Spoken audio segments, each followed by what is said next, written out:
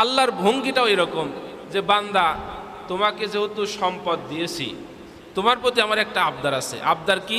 আমার ঘর জিয়ারত করবে। সুবহানাল্লাহ। মানে আল্লাহর বলার ভঙ্গিটাই হলো এরকম, বান্দা তোমার প্রতি কিন্তু আমার একটা আবদার আছে। ওয়ালিল্লাহি আলান নাস, মানুষের প্রতি আল্লাহ পাক রব্বুল আলামিন বলছেন যে তোমাকে সম্পদ দিয়েছি, তুমি এখন আমার ঘরে তাওয়াফ করতে আসো। রাসূলুল্লাহ সাল্লাল্লাহু আলাইহি ওয়াসাল্লাম বলেছেন, যার উপরে হজ ফরজ হয়েছে ফালইউআজ্জিল, সে যেন দেরি না করে বরং দ্রুত হজ আদায় করে। হজ ফরজ হলে দ্রুত আদায় করা।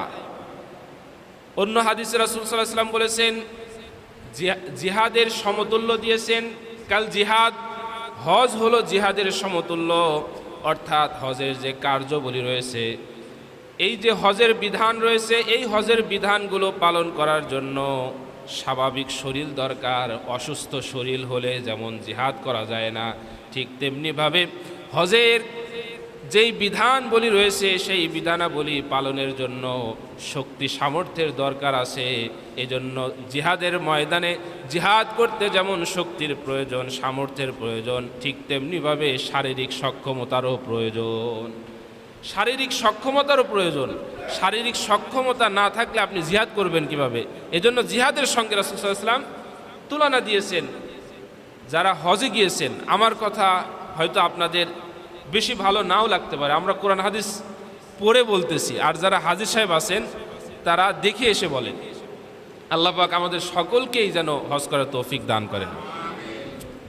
রাসূলুল্লাহ সাল্লাল্লাহু আলাইহি ওয়াসাল্লাম বলেছেন, ওয়াফদুল্লাহ, হাজী সাহেবগণ হলো আল্লাহর ঘরের মেহমান। এজন্য যারা হজ করে আসে তারা দেখবেন চাষটলে বসে, দোকানে বসে, অথবা পরিবারে একসঙ্গে 5 জন বসলে কি কি করেছে সবগুলো আস্তে আস্তে বলতে থাকে।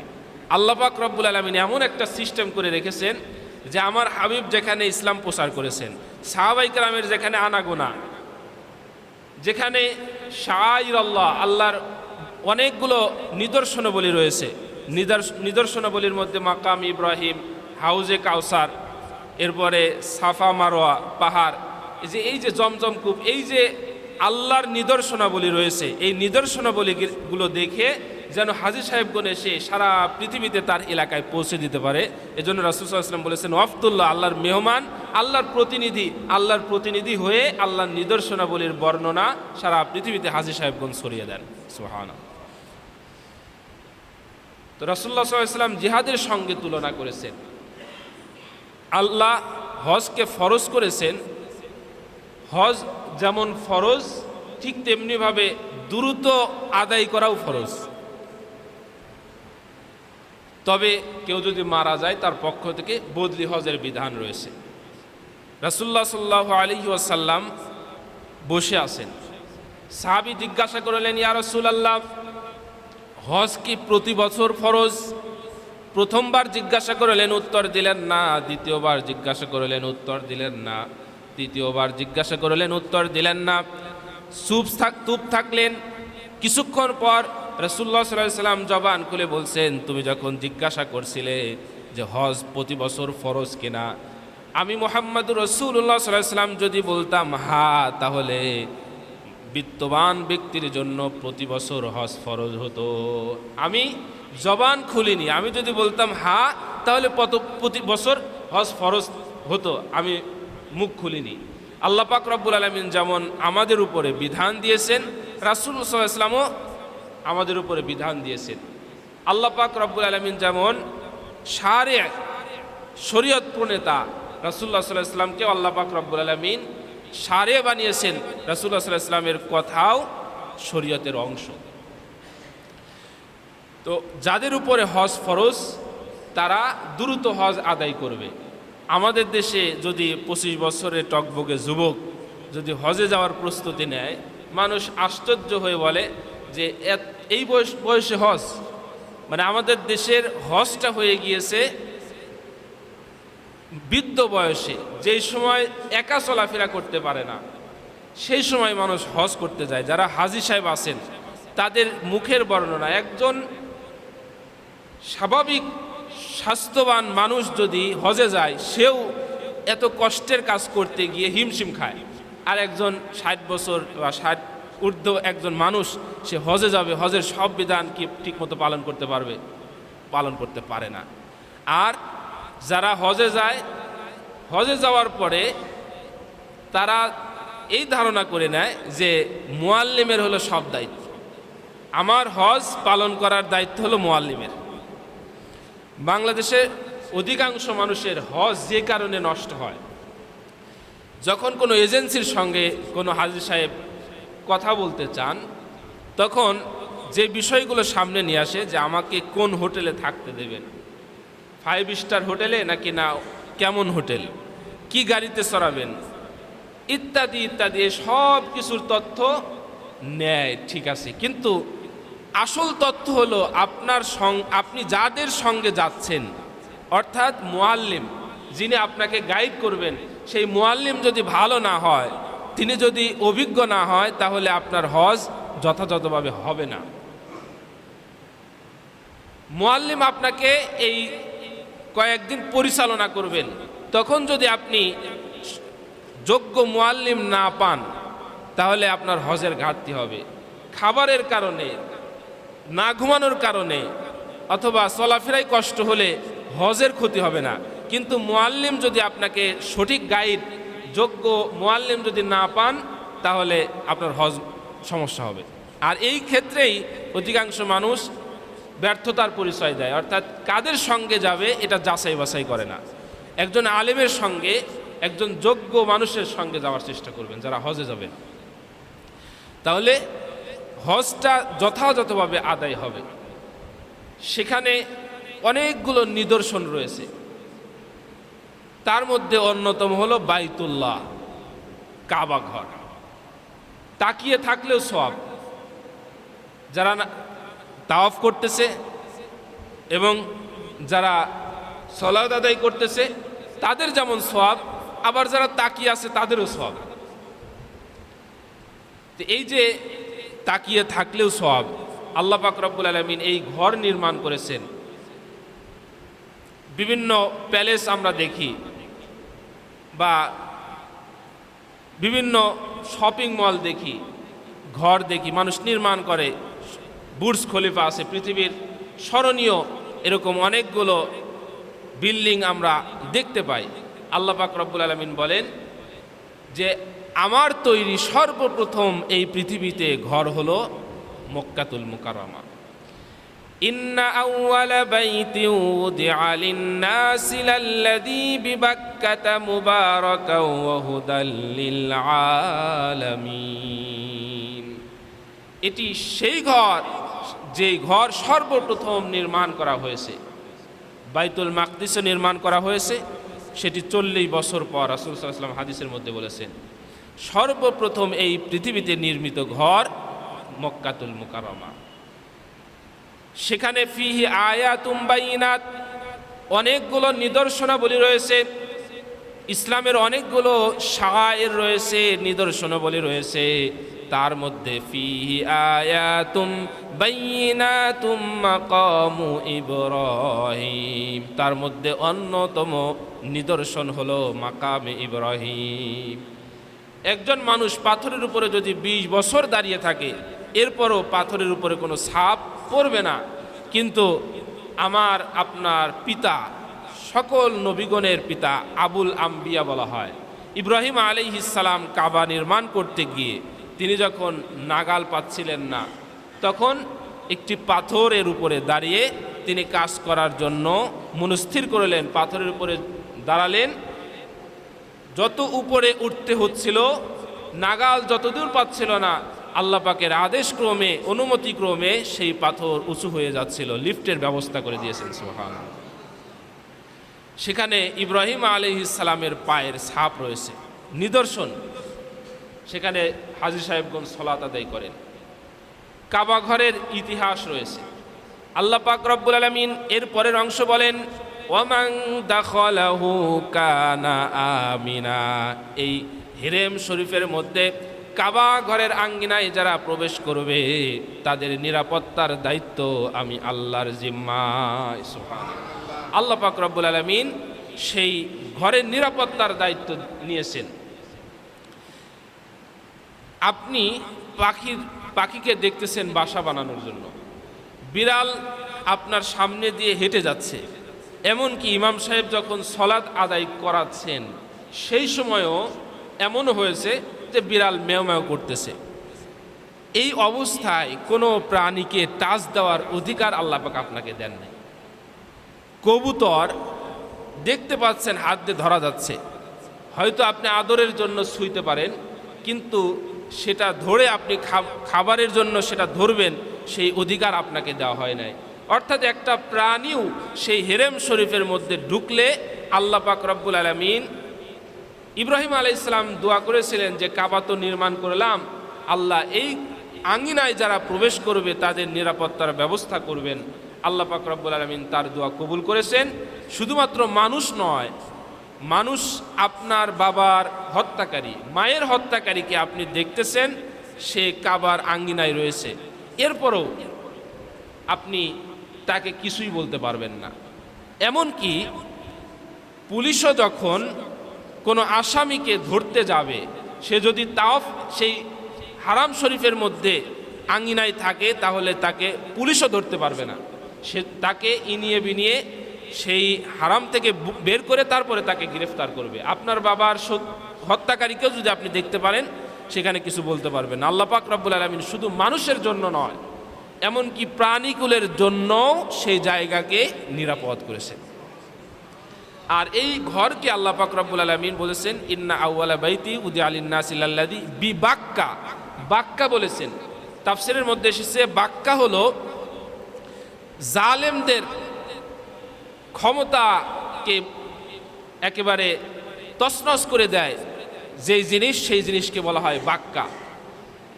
মুজদালিফার ময়দান রয়েছে, আপনি যখন সেখানে যাবেন, এই কাবা ঘরকে ধ্বংস করার জন্য আপনারা জানেন সূরা ফিলের মধ্যে ঘটনা এসেছে, আলাম তারা কাইফা ফাআলা রাব্বুকা বিআসহাবিল ফিল।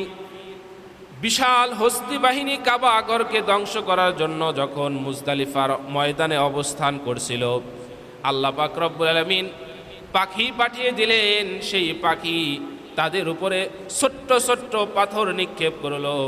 এই ছোট্ট ছোট্ট পাথর নিক্ষেপ করার কারণে কাসফিম মাগুল, আল্লাহ পাকের আদেশ ক্রমে সেই পাখিগুলো যখন বোমা নিক্ষেপ করলো, পাথর নিক্ষেপ করলো, বিশাল হস্তি বাহিনী মুজদালিফার ময়দানে শেষ হয়ে গেল। এজন্য এই ঘরের বিরোধিতা করার জন্য কেউ যদি আসে, আল্লাহ পাক নিজ দায়িত্বে তাদেরকে ধ্বংস করেন। কিয়ামত যতদিন পর্যন্ত হবে না, কিয়ামত সংগঠিত হওয়ার আগ পর্যন্ত এই কাবা ঘরের উপরে সারা পৃথিবীতে দাজ্জাল সব জায়গায় ধ্বংসযজ্ঞ চালাতে পারবে, কিন্তু একমাত্র মক্কা আর মদিনা শরীফের মধ্যে এই দাজ্জাল প্রবেশ করতে পারবে না। অর্থাৎ কিয়ামত পর্যন্ত এই ঘরকে আল্লাহ পাক টিকিয়ে রাখবেন নিজ দায়িত্বে। তো এই মক্কাতুল মুকাররমা, মক্কাকে বাক্কা বলা হয়, যারা এর প্রতি বিদ্বেষ পোষণ করে আল্লাহ পাক রব্বুল আলামিন তাদেরকে সমূলে মূলোৎপাটন করে দেন। আপনি যখন মক্কাতুল মুকাররমা থেকে সেই পানি পান করবেন, হাজরে আসওয়াদে চুমু খাবেন, সাফা মারওয়া সাই করবেন, মুজদালিফার ময়দানে যাবেন, আরাফার ময়দানে যাবেন, প্রতিটি জায়গায় আপনার স্মৃতি, সেই ইতিহাস আপনার মনে পড়ে যাবে। হয়তো আমাদের জানার কমতি থাকার কারণে আমাদের সেই স্মৃতিতে আসে না। আপনি 6 লক্ষ 7 লক্ষ টাকা খরচ করে সেখানে গেলেন, সেই ফিলিংসটা আসা দরকার। আমি কোথায় আসলাম, আমি কোন জায়গায় আসি, এখানকার ইতিহাস কি, চাইলেই যে কেউ হজে যেতে পারে না, কপালও লাগে। ইব্রাহিম আলাইহিস সালামকে আল্লাহ পাক রব্বুল আলামিন বললেন যে আপনি আযিন ফিন্নাস, মানুষের মাঝে ঘোষণা করে দেন। হযরত ইব্রাহিম আলাইহিস সালাম আল্লাহর আদেশ ক্রমে আজানের মতো একটি দাওয়াত দিলেন সারা পৃথিবীর মানুষকে, তোমরা আল্লাহর ঘরের মেহমান হয়ে আসো। আল্লাহ পাক রব্বুল আলামিন বলেন রাসূলুল্লাহ সাল্লাল্লাহু আলাইহি ওয়াসাল্লাম বলেছেন, যারা সেই ডাকে সাড়া দিয়েছে রুহের জগতে, যারা একবার সাড়া দিয়েছে একবার হজ করতে পারবে, যারা দুইবার সাড়া দিয়েছে লাব্বাইক বলেছে দুইবার হজ করতে পারবে।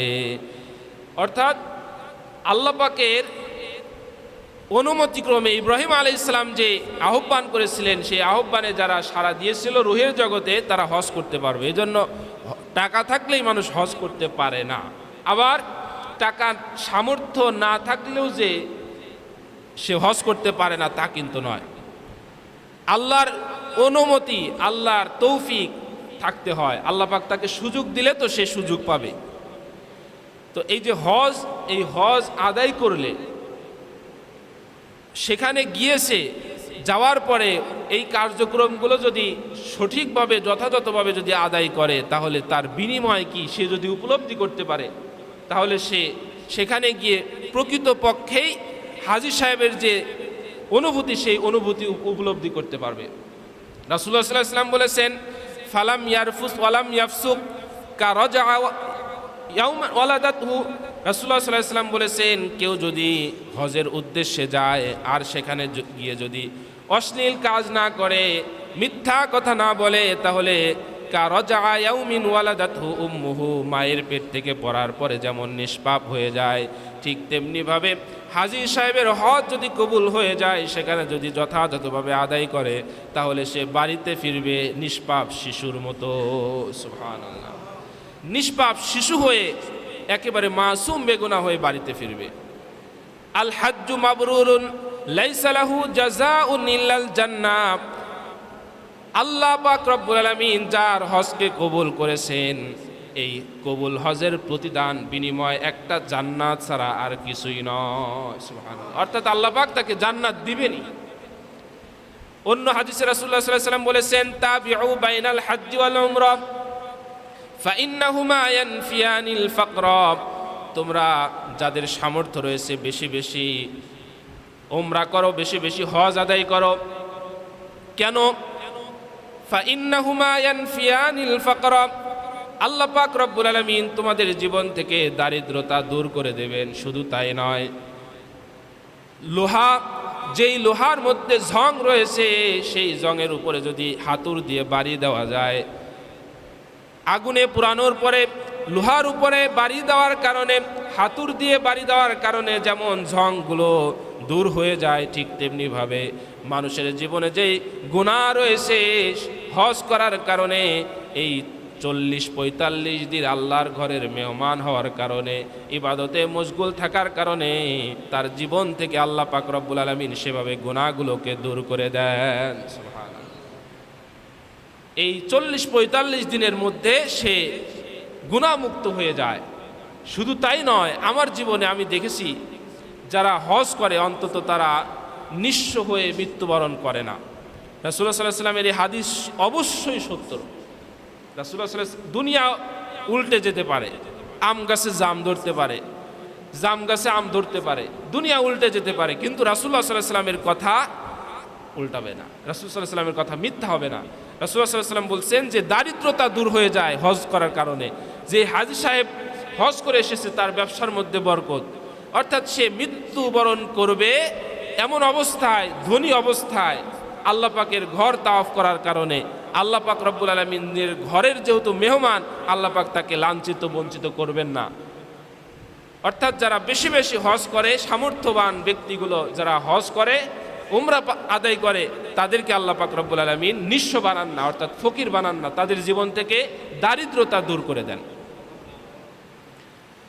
তো হজ যাদের পক্ষে সামর্থ্য রয়েছে হজ আদায় করা, আপনি যখন সেখানে যাবেন হজ আদায়ের জন্য, সেখানে হাজরে আসওয়াদ দেখতে পারবেন। হাজরে আসওয়াদ সাদা পাথর, আবিয়াদ ছিল, সেই হাজরে আবিয়াদ সাদা পাথর এখন কালো পাথর হয়ে গিয়েছে। যারা চুম্বন করেন তাদের গুনাহগুলো সে চুষে নেয়। আপনি যখন হাউজে কাউসারের পানি পান করতে যাবেন, আপনি যখন জমজমের পানি পান করতে যাবেন, সেই জমজমের পানি পান করা অবস্থায় আপনার স্মৃতিতে ভেসে উঠবে ইব্রাহিম আলাইহিস সালাম তার স্ত্রী হাজেরা এবং সন্তানকে রেখে চলে গিয়েছিলেন। চলে যাওয়ার পরে খাবার শেষ হয়ে গেল, পানি শেষ হয়ে গেল। আপনারা জানেন মা হাজরা আলাইহিস সালাম তিনি সাফা মারওয়া, একটা পাহাড় থেকে আর একটা পাহাড়, হয়তো এখন সেই পাহাড়ের দৃশ্য অনেকেই দেখতে পারেন, আস্তে আস্তে সেটা মুছেই গিয়েছে। অথচ এটা উপলব্ধি যে আপনি সাই করতেছেন, দৌড়াচ্ছেন। একজন নারী কিভাবে দৌড়িয়েছেন, সেই দৌড়ানোর ভঙ্গিটা কেমন ছিল, সেই অনুপাতেই কিন্তু হাজী সাহেবদের দৌড়াতে হয়। যেখানে জোরে দৌড় দিয়েছেন সেখানে জোরে দৌড় দিতে হয়, যেখানে আস্তে দৌড় দিয়েছেন, আস্তে হেঁটেছেন, সেখানে আস্তে হাঁটতে হয়। তো আল্লাহ পাক রব্বুল আলামিন একটা পরিবারকে কবুল করেছিলেন। একটা পরিবার বলতে ইব্রাহিম আলাইহিস সালামের পরিবার। তো হাজরা আলাইহিস সালাম পানির জন্য সাই করেছেন, দৌড়িয়েছেন। সেই পানির জন্য দৌড়ানো লাগে, এই সাই করা এটা ওয়াজিব, আবশ্যক। আপনি যখন পানি পান করতেছেন, সেই জমজম কূপের পানি হাজরা আলাইহিস সালাম এসে দেখলেন তার সন্তান ইসমাইল আলাইহিস সালাম পা আঘাত দিতে দিতে পায়ের আঘাতে সেখান থেকে কূপ তৈরি হয়েছে। জমজম আরবিতে বলা হয় কিফ, থেমে যাও। হাজরা আলাইহিস সালাম এসে বললেন কিফ, থেমে যাও। জমজম, এটা সুরিয়ানি ভাষা, জমজম, থেমে যাও। তো যখন তিনি থামতে বললেন এবং চতুর্দিকে বাদ দিলেন, পানি থেমে গেল। পানি থেমে গেল বলতে তিনি পানিকে বললেন যে জামজাম। আল্লাহ পাক রব্বুল আলামিন এই শব্দটাকে পছন্দ করে সেই কূপের নামকরণ করেছেন জমজম কূপ। মিনার প্রান্তরে যখন কুরবানি করতে যাবেন, সেখানে আপনার স্মৃতিতে ভেসে উঠবে যে ইব্রাহিম আলাইহিস সালাম তার সন্তানকে কিভাবে সন্তানের আল্লাহর জন্য দুনিয়ার সবচেয়ে প্রিয় বস্তু কুরবানি করেছেন। মিনার প্রান্তরে গেলে সেখানে আপনার স্মৃতিতে ভেসে উঠবে। মুজদালিফার ময়দানে সেখানে আপনি গেলে স্মৃতিতে ভেসে উঠবে যে এখানেই সেই বিশাল হস্তি বাহিনী কাবাকে ধ্বংস করার জন্য যারা এসেছিল, আল্লাহ পাক রব্বুল আলামিন এখানে ধ্বংস করেছেন। আরাফার ময়দান, আরাফা অর্থ হলো পরিচিত হওয়া। জিদ্দা মানে জাদ্দাতুন, এই শব্দটা হলো দাদি নানি শব্দ অর্থে ব্যবহৃত হয়। ইতিহাস থেকে যেটা জানা যায়, আদম আলাইহিস সালাম এবং হাওয়াকে আল্লাহ পাক রব্বুল আলামিন পাঠিয়েছিলেন। শ্রীলঙ্কার একটা পাহাড় রয়েছে, সেই পাহাড়ে একটা পায়ের ছাপ রয়েছে, ইন্টারনেটে আপনারা দেখেছেন। ধারণা করা হয় যে আদম আলাইহিস সালামকে সেখানে পাঠানো হয়েছিল, আর জেদ্দায় আমাদের মা, সবার মা হাওয়া আলাইহিস সালামকে পাঠানো হয়েছিল। ওনারা দুইজন অনেক দিন পর মিলিত হয়েছিলেন আরাফার ময়দানে, পরিচিত হয়েছিলেন। তো সেই আরাফার ময়দানে গেলে সেই স্মৃতি আপনার মাথায় আসবে। তো এটি একটা ফিলিংসের বিষয়। আপনি কোথায় গিয়েছেন, রাসূলুল্লাহ সাল্লাল্লাহু আলাইহি ওয়াসাল্লাম যেখানে শায়িত আছেন তার পাশেই আবু বকর রাদিয়াল্লাহু তাআলা আনহু, ওমর রাদিয়াল্লাহু তাআলা আনহু আছেন, এবং অন্যান্য সাহাবায়ে কেরাম যেখানে বদর প্রান্তরে গেলে সেখানে সাহাবায়ে কেরামের কবর দেখতে পারবেন। জান্নাতুল বাকিতে এই যে স্মৃতিচারণ হবে, আপনি যখন পোশাক পরিধান করেন, যে কোনো জিনিস ব্যবহার করেন, আপনার কৌতূহল জাগে যে এটা বানানো হয়েছে কিভাবে। তো আমরা এই যে রাসূলুল্লাহ সাল্লাল্লাহু আলাইহি ওয়াসাল্লামের অনুসরণ করি, ইসলাম ধর্ম পালন করি, এই ইসলাম ধর্ম কোত্থেকে প্রচারিত হয়েছে, কোত্থেকে আমরা ইসলাম ধর্ম পেলাম, কোথায় আমাদের নবী মুহাম্মদ রাসূলুল্লাহ সাল্লাল্লাহু আলাইহি ওয়াসাল্লাম চলেছেন, ফিরেছেন। তো এই যে যখন আপনি চলাফেরা করবেন, এই নিদর্শনাবলী ফিহি আয়াতুম বাইনাত, এই নিদর্শনাবলী যখন দেখবেন, তখন আপনার স্মৃতিপটে যখন এটা ভেসে উঠবে, তখন আপনি প্রকৃতপক্ষে হজ করতে পারবেন। আর সাধারণ অধিকাংশ মানুষ হজে গিয়ে বুঝতেই পারে না যে আমি কোথায় আসলাম, কি জন্য আসলাম, টাকা আছে এজন্য এসেছি না, সেই উপলব্ধি আনতে হবে।